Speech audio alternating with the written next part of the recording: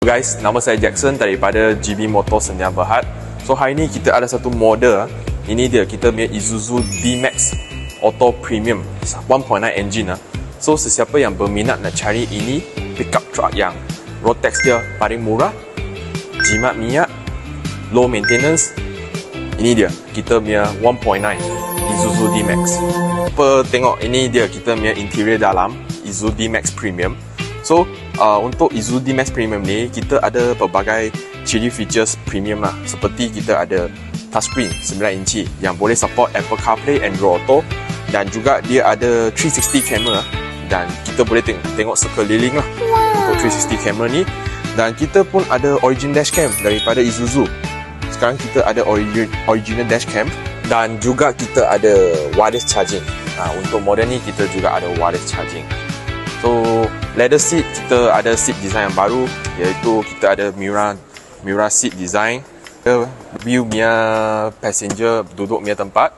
So kita juga ada banyak jugalah feature dia.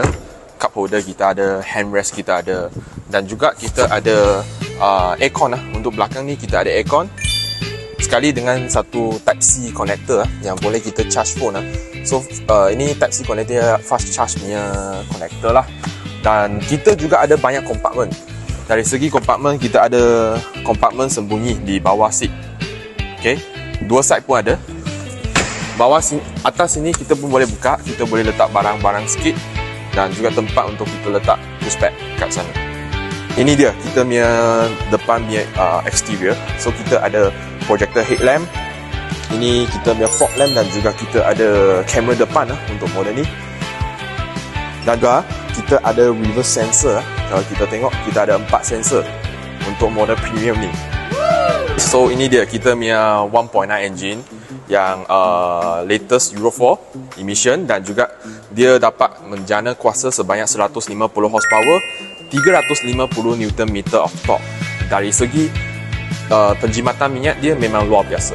Guys, so ini dia kita punya rear view belakang untuk auto premium.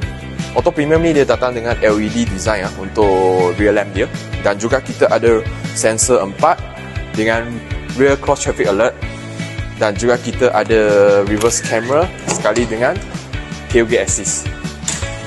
So untuk jumpa yang sedang survey, ini dia kita punya best selling untuk Isuzu D-Max. So kalau sesiapa yang tengah cari Isuzu D-Max, kita untuk bulan ni kita masih ada lagi offer yang menarik sehingga 5,000 rebate, dan juga kalau untuk existing user kita boleh lagi apply lagi 2,000 additional discount. So kalau yang berminat boleh hubungi saya di 016-555-6135. Nama saya Jackson daripada Isuzu GB Motor Sdn Bhd.